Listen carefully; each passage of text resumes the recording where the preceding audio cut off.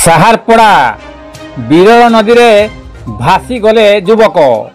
केन्दुझर जिला पाटना थाना अंचल साहारपड़ा ब्लॉक पुरापाणी रेंगालबेड़ा रास्ता मध्य बिरल नदी पुल उपरे 3 फुट्र बन्या जल प्रवाहित होता समय कुंडुला पंचायत नुआबंध ग्राम रजत नायक 23 वर्ष नामक जन युवक पानी रे बाइक रे पार होगा उद्यम करुवा बेले प्रखर स्रोत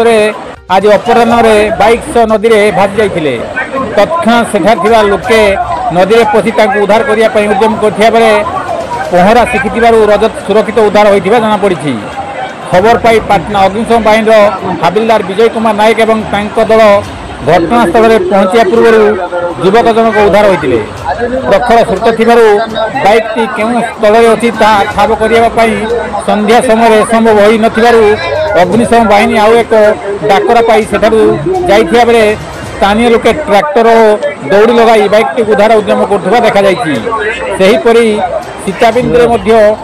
एक बाइक सीता नदी में भासी जाइथिबा जमापड़ी। Kavindra Raut report KD news Odia.